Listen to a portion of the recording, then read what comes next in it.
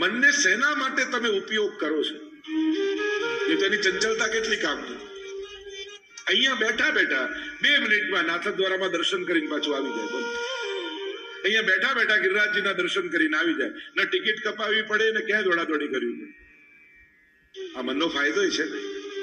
એટલે ચંચળતા ખરાબ નથી જો દિશા સાચી હોય તો. બાકી હેલ્ધી મનનું લક્ષણ જ છે કે જે ચંચળ હોય. મનની વ્યાખ્યા શાસ્ત્રોએ કરી, સંકલ્પ વિકલ્પાત્મક મન. જે સંકલ્પ ને વિકલ્પ કરે એનું નામ મન. અને નિશ્ચયાત્મિકા બુદ્ધિ, જે નિર્ણય લે બુદ્ધિ. મન બુદ્ધિ ચિત્ત અહંકાર આ 4 અવસ્થાઓ છે. એટલે ચંચળતા ખરાબ નથી, એ તો એનું સ્વાસ્થ્ય છે. અને સ્થિર મન તો 2 જણાનું હોય, કાં કોઈ બહુ મોટો યોગી હોય એનું, કાં ડિપ્રેશનમાં હોય એનું, જેને કોઈ ઈચ્છા જ ન જાગે. ઈચ્છાઓ જ મનનું સ્વાસ્થ્ય છે. પણ એ ઈચ્છાઓ મનોરથ બને એ લેવલ પર જો મનને લઈ જશો તો આ જ મન તમારા ઉદ્ધારનું કારણ થઈ જશે. આ ભાગવતજી તમને તમારા લેવલથી ઊંચું કરે. અત્યારે આપણું સ્તર કામનાઓના સ્તરમાં છે, પણ ભાગવતજી સાંભળશો તો કામનાઓમાંથી તમને ભાવનાઓમાં લઈ જશે. વિવિધ ભાવનાઓ બની જશે તમારી કામનાઓ. અત્યારે ભોગ દ્રષ્ટિ છે, પછી ભોગ ધરવાની દ્રષ્ટિ આવી જશે. અને કામનાઓ જયારે ભાવનાઓ બની જાય તો એ જ મન ઉદ્ધારનું કારણ બની જાય. આ ભાગવતજીનું બળ છે, ભાગવતજીના શબ્દોનો પ્રભાવ છે. જ્યાં વસુદેવજીને આમ કહ્યું, વસુદેવજીએ નંદ બાબાને, અને અહીંયા કંસે મોકલેલી પૂતનાએ પ્રવેશ કર્યો. સુખદેવજી વર્ણન કરતા બોલ્યા, કંસેન પ્રહિતા ઘોરા પૂતના બાલ ઘાતિની શિશુશ્ચચાર નિઘ્નન્તિ પૂરગ્રામ પ્રજાદિષુ. કંસેન પ્રહિતા ઘોરા, કંસે મોકલેલી. કેવી છે પૂતના? બાલ ઘાતી, બાળકોને મારનારી. ઘોરા, ઘોર છે, ક્રૂર છે. બાળકોને મારનારા એનાથી મોટો ક્રૂર કોણ હોય? પણ ગમે તેટલો કઠોર હૃદય વાળો વ્યક્તિ હોય, બાળક ઉપર તો એને દયા આવે. પોતાના સ્તનમાં વિષ લગાવીને આવી અને થયું કે કંસ કહેવા લાગી કે બસ જેટલા નવા જન્મ્યા બાળક હોય એને સ્તનપાન કરાવીને વિષપાન કરાવી એના પ્રાણો ખેંચીને લઈ આવીશ. કોઈ નવજાત બાળક વ્રજમાં રહેવા જ નહીં દઉં, એટલે તારો શત્રુ મરી જશે. મહાપ્રભુજી આજ્ઞા કરે. આ અવિદ્યા પૂતના છે. પૂતના એ અવિદ્યાનું પ્રતીક છે. અહીંયા જેટલા જેટલા વ્યક્તિઓ આવશે, એ પૂતના હોય, અગાસુર હોય, બકાસુર આદિ આદિ હોય, એ વ્યક્તિઓ નથી, એ માણસના મનમાં રહેલી વૃત્તિઓ છે. અને આ વૃત્તિઓને ભાગવત રૂપી ભગવાન મારશે. અને એટલા માટે જયારે જયારે કથા સાંભળો ને, અને એવી કથા હોય કે પૂતનાને મારી, એટલે આપણે એવો ભાવ કરવાનો કે આ કથા રૂપી ભગવાને મારી અંદર રહેલી અવિદ્યાને મારી દીધી. ભગવાને ધેનુકાસુરને માર્યો તો આપણે એવો ભાવ કરવાનો, મારો દેહાધ્યાસ ભગવાને મારી દીધો. અવિદ્યા રૂપ, અવિદ્યા એટલે મારું અને તારું. મહાપ્રભુજી કે પંચ પર્વ અવિદ્યા છે. 5 પર્વ વાળી છે. દેહાધ્યાસ, પ્રાણાધ્યાસ, ઇન્દ્રિયાધ્યાસ, અંતઃકરણાધ્યાસ અને સ્વરૂપ વિસ્મૃતિ. આ 5 અધ્યાસ વાળી પૂતના છે, અવિદ્યા છે. અવિદ્યાના 5 પર્વ કયા? એક દેહાધ્યાસ, દેહને જ સર્વોપરી જાણીને જીવવું. આ દેહ છે તો જ બધું છે, દેહ ગયું પછી કાંઈ નથી, જે છે મોજ મજા કરી લો, પછી તો મરી જ જવાનું છે. કેવલ દેહને કેન્દ્રમાં રાખીને જીવવું એ દેહાધ્યાસ. પ્રાણાધ્યાસ, યોગીઓને પ્રાણાધ્યાસ થાય. એમને એમ થાય કે પ્રાણાયામથી જ દુનિયા ચાલે છે, પણ ભૂલી જાય કે બાળક જન્મે ત્યારે એને શ્વાસ લેતા કોણ શીખવાડે? કોઈ એવું પ્રેક્ટિસ કરાવે છે બાળકને કે પહેલા એકવાર કુંભક કર, પછી રેચક કર, ને શ્વાસ અંદર લે, પછી છોડ, ને આવું પ્રેક્ટિસ આવે કે હવે લીધા કર. આ રીતે કોઈ શ્વાસ લેતા સહજ લે છે. એને કોણ શીખવાડે છે? એ શ્વાસ લે છે કે લેવાય છે? અમુક વસ્તુ આપણે કરતા નથી, એ થતી હોય છે. નહીં તો 10 પ્રાણાયામ કરવાનું કહીએ તો થાકી જાય. પણ જન્મે ત્યારથી શ્વાસ લે છે માણસ, ત્યારે થાક લાગે છે? કારણ કે લેતો નથી, આ તો લેવાઈ રહ્યું છે, જીવન ચાલી રહ્યું છે. પ્રાણાધ્યાસ, ઇન્દ્રિયાધ્યાસ, ઇન્દ્રિયોનો અધ્યાસ, એની લાલસામાં જીવો, અંતઃકરણાધ્યાસ, અને પાંચમું કયું? સ્વરૂપ વિસ્મૃતિ, પોતાના સ્વરૂપનું અજ્ઞાન. હું કોણ છું એ ભૂલી જશો તો મારે શું કરવું જોઈએ એનું પણ જ્ઞાન નહીં. તમે પોતાની જાતને શું માનીને જીવો છો? શું એક સાધારણ મનુષ્ય? શું કેવલ એક સંબંધી? શું કેવલ એક વ્યાપારી? કે તમે તમારી જાતને મહાપ્રભુજી શીખવાડે છે કે તું હરિનો દાસ છે. આપણું જીવન કઈ વિચારધારાથી જીવવું જોઈએ? એક વૈષ્ણવ સેવકાનામ યથા લોકે વ્યવહાર પ્રસિદ્ધ. હું ઠાકોરજીનો દાસ છું એટલે વ્યક્તિ બનીને, સંબંધી બનીને ન જીવો, હરિના દાસ બનીને જીવો. જીવનમાં શાંતિ આવે. જીવનમાં જાગતા પ્રશ્નો બધાને જાગે. અનેક પ્રકારના પ્રશ્નો જીવનમાં આવે, સારા, ખોટા, નબળા, પ્રબળ, અનેક પ્રકારના મૂંઝવણો ને પ્રશ્નો સામે આવે. વ્યક્તિ બનીને સમાધાન કાઢવા જશો ને તો અશાંતિ આવશે, પણ વૈષ્ણવ બનીને સમાધાન કાઢશો ને તો જીવનમાં શાંતિ આવશે. ગમે તેવી મૂંઝવણ જીવનની સામે આવી હોય ત્યારે વ્યક્તિ બનીને ન વિચાર, હું મહાપ્રભુજીનો સેવક છું, ઠાકોરજીનો દાસ છું. અને આવા સંજોગમાં એક વૈષ્ણવે શું કરવું જોઈએ? આવો પ્રશ્ન પોતાની જાતને કરો. વૈષ્ણવ શું કરે? આવા સમય પ્રભુનો એક ભક્ત શું કરે? એ રીતે વિચારશો ને તો બહુ સારા ઉકેલ જીવનમાં મળશે. પણ હું પેલાનો મિત્ર ને, હું પતિ ને, હું પત્ની ને, વ્યક્તિ ને, હું બિઝનેસમેન, આ રીતે લૌકિક પરિચયથી સંસારના સમાધાન કાઢવા જશો તો સંઘર્ષ સિવાય બીજું કાંઈ નહીં આવે. વૈષ્ણવ બનીને કાઢશો તો ત્યાગવાની, છોડવાની, સહન કરવાની વૃત્તિ આવશે. વ્યક્તિ બનીને સમાધાન કાઢશો તો લડવાની વૃત્તિ આવશે. જીવનમાં શાંતિ જોઈએ છે કે અશાંતિ એ આપણે નક્કી કરવાનું. અને એટલા માટે પોતાના સ્વરૂપનું અજ્ઞાન એ બહુ મોટું અજ્ઞાન છે. હું કોણ છું? જયારે રામાયણમાં પણ, વાલ્મીકી રામાયણમાં પણ જયારે હનુમાનજી રામચંદ્રજીને મળ્યા અને રામચંદ્રજી આ પ્રશ્ન કર્યો, કોણ છે? હનુમાનજી બહુ સુંદર ઉત્તર આપ્યો. દેહ બુદ્ધ્યા તુ દાસોહમ, જીવ બુદ્ધ્યા તુ દંશકઃ, આત્મ બુદ્ધ્યા ત્વમેવાહ મિતિ મે નિશ્ચલામતિ. દેહ બુદ્ધિથી હું આપનો દાસ છું, જીવ બુદ્ધિથી આપનો અંશ છું, પણ આત્મ બુદ્ધિથી હું આપનો જ સ્વરૂપ છું. મહાપ્રભુજી આપણને સમજાવે છે તું હરિનો દાસ છું, સેવક છું, અને સેવક બનીને જીવ તો જીવનમાં શાંતિ આવે. અહીંયા પંચપર્વા વિદ્યા રૂપ પૂતનાએ ગોકુળમાં પ્રવેશ કર્યો. સુંદરીનું રૂપ લઈને આવી છે. જેટલા નવજાત શિશુ હતા મોકો ગોતે સ્તનપાન કરાવે ને પ્રાણોના કર્ષણ કરી લે. અને બાળકોના પ્રાણ લેતી લેતી પૂતના નંદાલયમાં પ્રવેશ કરે. અને એવું સુંદરીનું રૂપ છે કે જાણે યશોદાજીને તો એવું લાગ્યું ક્યાંકની રાણી આવી છે મારા લાલનના દર્શન કરવા માટે.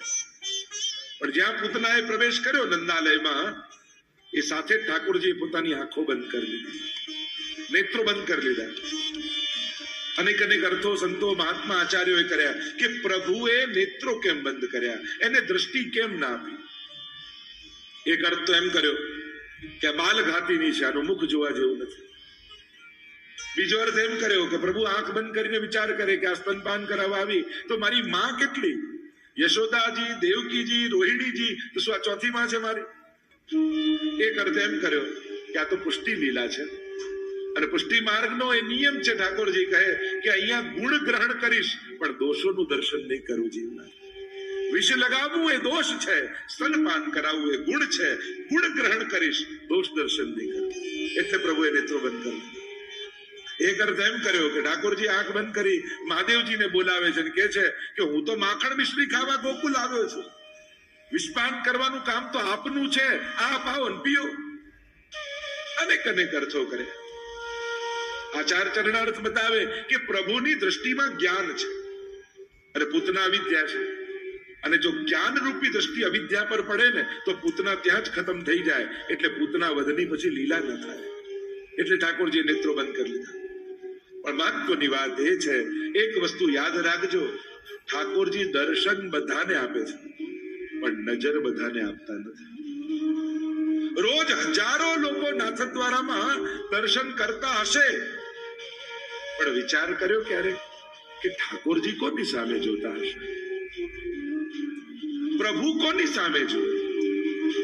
પ્રભુને તો હજારો લોકો રોજ જોવે. પ્રભુ દર્શન બધાને આપે, નજર બધાને ના આપે. પ્રભુની દ્રષ્ટિમાં અમૃત છે. બને ને તો જયારે પણ શ્રીનાથજીના દર્શન કરવા જાઓ, ગમે તેટલી ભીડ હોય, અને તમને જો એમ ઈચ્છતા હો કે ઠાકોરજી મારી સામે જુએ, તેનો સરળ ઉપાય એ જ છે કે જ્યારે તમે ઠાકોરજીની સન્મુખ આવો ત્યારે તમારા મુખથી શ્રી વલ્લભ શ્રી વલ્લભ શ્રી વલ્લભ આવું બોલવાનું શરૂ કરી દેજો, તો હજારોમાં ઠાકોરજી તમને ગોતી અને તમારી સામે દ્રષ્ટિ કરશે.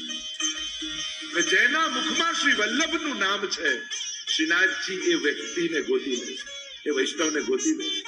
એટલું પ્રિય નામ શ્રી વલ્લભનું મહાપ્રભુ ઠાકોરજી છે. પણ પ્રભુ દ્રષ્ટિ બધાને ના આપે, દર્શન બધાને આપે.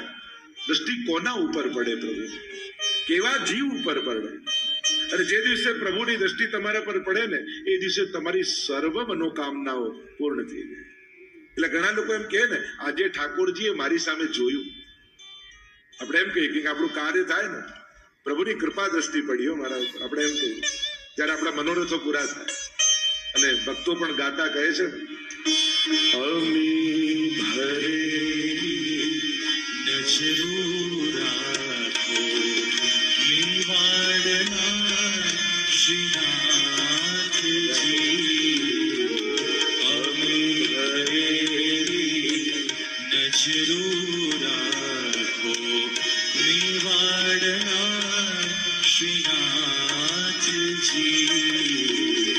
દર્શન આપો દુખડા કાપો, દર્શન આપો દુખડા કાપો, મેવાડના શ્રીનાથજી, અમે ભરેલી નજરો રાખો મેવાડના શ્રીનાથજી. હે પ્રભુ, તારી કૃપા દ્રષ્ટિ સદાય બનાવી રાખે. અમે અનેક દોષોથી ભરેલા છીએ, પણ દ્રષ્ટિ તો તારી અગ્નિરૂપ છે.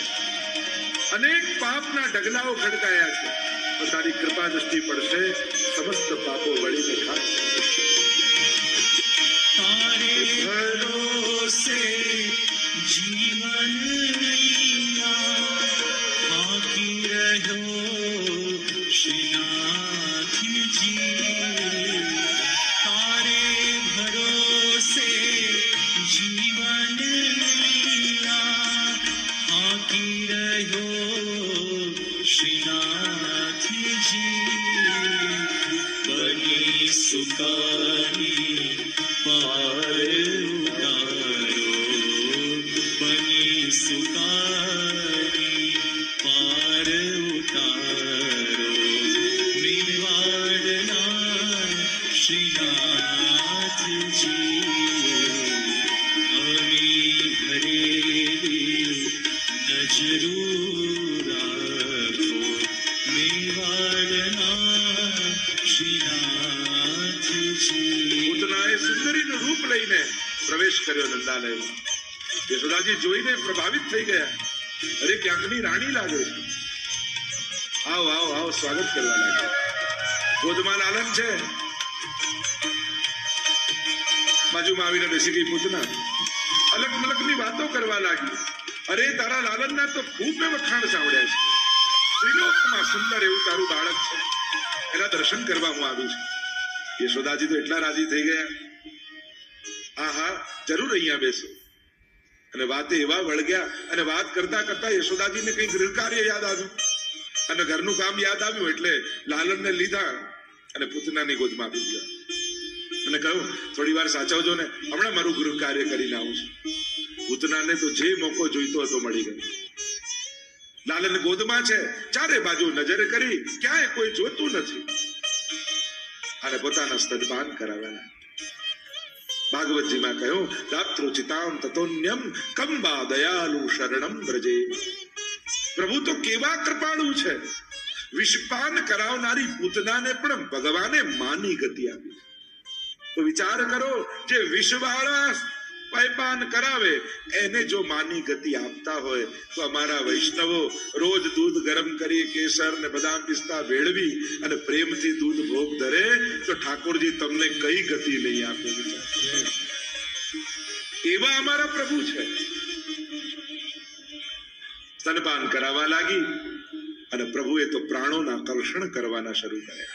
સામુંચ મુંચ મિતિ પ્રભાષિણી, છોડ છોડ કરીને જોર જોરથી અવાજ કરવા લાગી પૂતના. મૂળ રૂપમાં આવી 6 કોસ લાંબી થઈ ગઈ અને ભગવાને પ્રાણોના કર્ષણ કરી દીધા.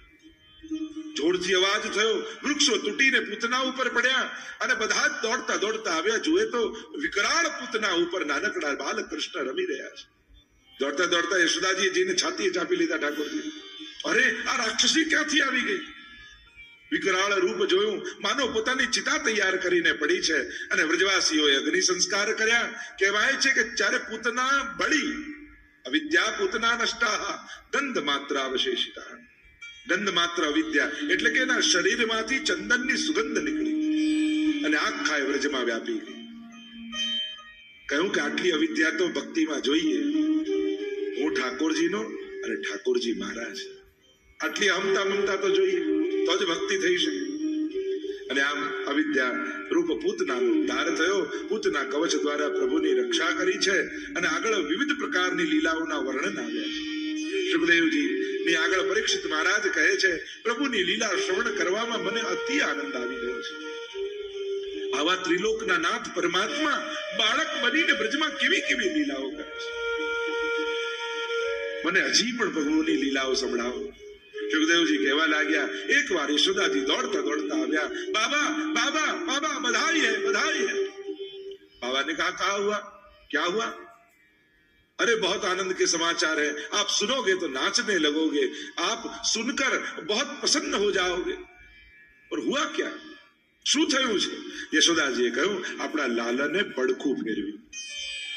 જો વૈષ્ણવને તો ઉત્સવ કરવાના બહાનાઓ જોઈએ. આજે આનો જન્મદિવસ છે તો મંડળ બોલાવો, કીર્તન કરાવો, પ્રસાદ લેવડાવો. જેનું મન મનોરથોને ગોતતું હોય ને એ જ વૈષ્ણવનું મન છે. વૈષ્ણવે મન મનોરથ વગરનું નહીં રહેવા દે. કારણ કે જેના મનમાં મનોરથો નથી રહેતા એ મન શુષ્ક થઈ જાય છે, એ ભોગોનો વિચાર કરે છે. અને એટલા માટે મન મનોરથોથી સમૃદ્ધ રહેવું જોઈએ. અહીંયા બધાને આમંત્રિત કર્યા છે, સુંદર સુંદર સામગ્રીઓ બનાવી છે અને બધા કામમાં વ્યસ્ત હતા. એટલે શકટ હતું, ગાડું હતું, એની નીચે પારણું બનાવીને લાલનને પધરાવી દીધા અને બધા પોતપોતાના કાર્યમાં વ્યસ્ત થઈ ગયા. ઘણી વાર એવું થાય ને, પ્રસંગ ઠાકોરજીનો હોય ને ઠાકોરજીને જ ભૂલી જઈએ આપણે લોકોને સાચવવામાં. રખાવ્યો સત્સંગ હોય પણ જેને રખાવ્યો એ તો એક એક પાઠ બેસીને ન કરી શકે. એ તો આવો ભાઈ ને આવો બહેન ને સાચવવામાં જ વ્યસ્ત થઈ જાય. અને આપણે પણ લોકોએ પણ ધ્યાન રાખવું, જ્યારે પણ કોઈના ઘરે પણ અલૌકિક પ્રસંગે ગયા હોઈએ ત્યારે લૌકિક વ્યવહારની અપેક્ષા ક્યારે નહીં રાખે. કારણ કે તમે જો લૌકિક વ્યવહારની અપેક્ષા રાખવા જશો ને તો જેને અલૌકિક કરવું છે એ લૌકિકમાં ફસાઈ જશે.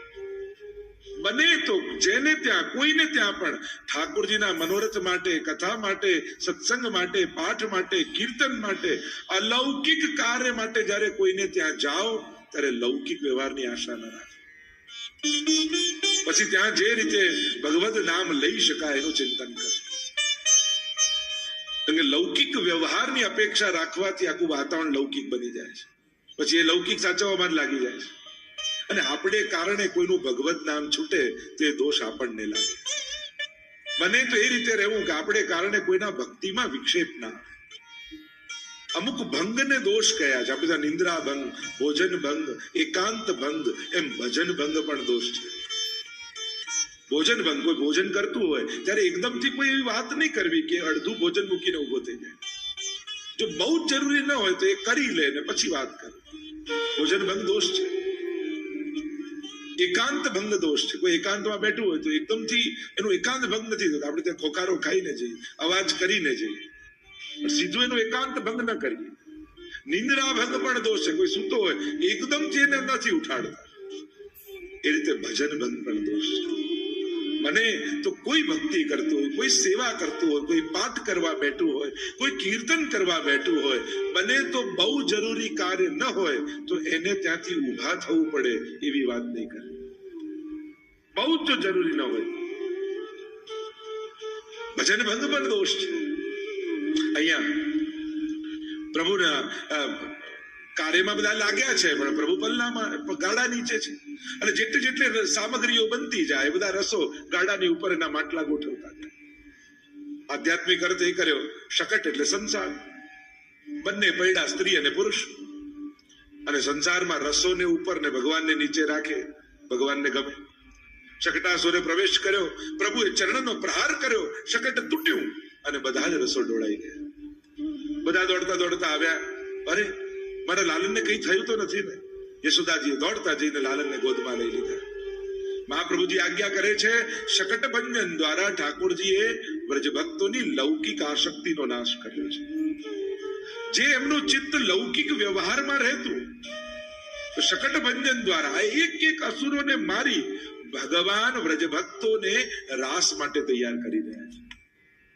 એટલે દેહાધ્યાસ, પ્રાણાધ્યાસ, ઇન્દ્રિયાધ્યાસ, આ જુદા જુદા અધ્યાસના પ્રતીક રૂપ આ બધા અસુરો છે અને એમને મારે અને રાસ માટે તૈયાર કરે છે. શકટભંજન દ્વારા લૌકિક આસક્તિનો નાશ કર્યો. જે ચિત્ત લૌકિક વ્યવહારમાં હતું, થયું કે હવે પ્રભુને કેન્દ્રમાં રાખીને જીવવું, પ્રભુને તરફ ધ્યાન રાખીને જીવવું. લૌકિક વ્યવહારમાં બહુ ચિત્ત નહીં રાખ. વ્યાવૃત્તોપી હરવ ચિત્તમ. ભલે સંસારમાં રહીએ, સંસારિક કાર્યો કરીએ, ચિત્ત હરી. નટ જેમ દોરી ઉપર ચાલતો હોય, બધે જ જોતો હોય, પણ એનું ચિત્ત દોરી પર હોય જેના ઉપર એ ચાલતો હોય. વૈષ્ણવ એ રીતે રહે. આપણે નારાયણદાસ ની વાર્તા આવે છે, પેલો માણસ રાખ્યો અને 2 ઘડી થાય યાદ અપાવે, ભૈયાજી ગોકુલ કબ ચલોગે? અને એમનું ચિત્ત ગોકુલમાં પહોંચી જતું. સંસારમાં રહેતા રહેતા પણ ભગવદ આસક્તિ રાખે. આગળ તૃણાવર્ત ઉદ્ધારની કથા આવી. વંટોળિયાના રૂપમાં અસુર આવ્યો. તૃણાવર્ત યશોદાજીની ગોદમાં લાલન છે, અને જ્યાં આંધીના રૂપમાં, વંટોળિયાના રૂપમાં અસુર આવ્યો, ઠાકોરજીએ પોતાનું વજન વધાર્યું. અને એટલું વજન વધાર્યું કે યશોદાજી ઉચકી ન શક્યા. એટલે લાલનને લઈને નીચે પધરાવી દીધા. એટલા ભારે ઠાકોરજી થઈ ગયા. અર્થ એ કર્યો કે જ્યારે આપણા આનંદ રૂપ પ્રભુ આપણા માટે ભાર બની જાય ને, તો માનજો આપણા જીવનમાં તૃણાવર્ત આવ્યો છે. હવે જગાવવા પડશે, ઓડાડવા પડશે, સામગ્રી ધરવી પડશે. માથે બિરાજતા પ્રભુ એ આપણો આનંદ છે. એ જયારે ભાર રૂપ લાગવા માંડે તો માનજો આ રજોગુણની આંધી આપણા જીવનમાં આવી છે. તૃણાવર્તે આપણા જીવનમાં પ્રવેશ કર્યો છે. પ્રભુને ક્યારે ભાર રૂપે નહીં જોવું. પ્રભુ આપણો આનંદ છે. ઘણા લોકો ડરતા હોય, ઠાકોરજી પધરાવવાનો ડર લાગે, અપરાધ થશે તો, દોષ થશે. અરે પ્રભુથી દૂર રહેવું એ શ્વાસે શ્વાસે દોષ છે, એમ શાસ્ત્ર કહે છે. એટલે પ્રભુ પધરાવીને દોષ થશે તો ઠાકોરજીએ તો વચન આપ્યું છે, તારા દોષો સામે નહીં જોવું. એ થતા દોષોમાં બચાવનારો તમારા ઘરે છે, પણ જેના ઘરે બચાવનારો જ નથી તો એને બચાવશે કોણ? પ્રભુ પધરાવીને તમારા માથે કોઈ બચાવનારો આવે, કે તમારા જીવનમાં આવતા સંકટોમાં તમારો માથે બિરાજતો ઠાકોરજી તમારી રક્ષા કરે છે. એટલે પ્રભુ આપણી સુરક્ષા છે, ભાર નથી, બંધન નથી. અને એટલા માટે જે ઠાકોરજી પધરાવે ને એને તો નિશ્ચિત થઈ જવું, મારા માથે ઠાકોરજી બિરાજે છે, મારે બધેથી પાર કરશે. લોકો અલૌકિક કરવામાં નેગેટિવ થઈ જાય અને લૌકિક કરવામાં એટલા પોઝિટિવ હોય. ધંધો કરવો હોય કે 1 દુકાન ખોલીશ ને પછી 2 કરીશ ને પછી બધે બ્રાન્ચ ખોલીશ, એટલો આશાવાન હોય.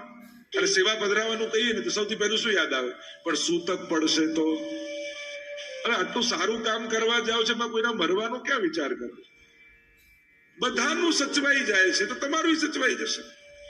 કોઈનું અટકતું નથી. જો જેના માથે ઠાકોરજી બિરાજ્યા, અહીંયા કેટલા લોકો છે, કોઈને વાંધો આવ્યો, રસ્તો નીકળી જ ગયો ને. તમારો પણ રસ્તો નીકળી જશે. કરશો તો બધું થઈ જશે, પણ વિચાર્યા કરશો તો જીવન જતું રહેશે. ક્યારે કરશો? કયા દિવસની અનુકૂળતાની રાહમાં બેઠા છો?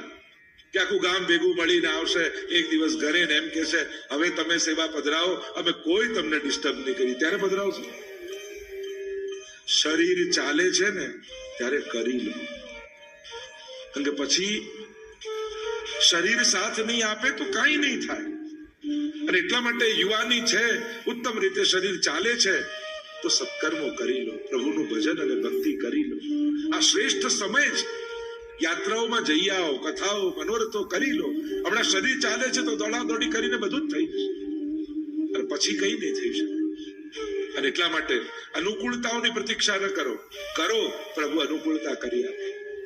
ઠાકોરજીનું કાર્ય કરો, ઠાકોરજી જ રક્ષક છે. અને જેના ઘરે બચાવનારો આવી ગયો હોય એને પછી શું ચિંતા કરવાની? બચાવનારો નથી એને ચિંતામાં રહેવાનું, ઠાકોરજી છે એને ચિંતા નહીં કરવાની. એટલે તમને તો બચાવનારો છે, જેના ઘરે નથી એને ચિંતા કરવાની. પ્રિય ભક્તજનો, જે શ્રીના આ વચનામૃત તમને ગમ્યા હોય તો આ વિડીયોને લાઈક કરજો, શેર કરજો અને કમેન્ટ બોક્સમાં જય શ્રી કૃષ્ણ જરૂર લખજો. અને અમારી ચેનલ શ્રી વલ્લભ સત્સંગને સબસ્ક્રાઈબ કરવાનું ભૂલશો નહીં. સર્વે વહાલા વૈષ્ણવોને ભાવથી જય શ્રી કૃષ્ણ.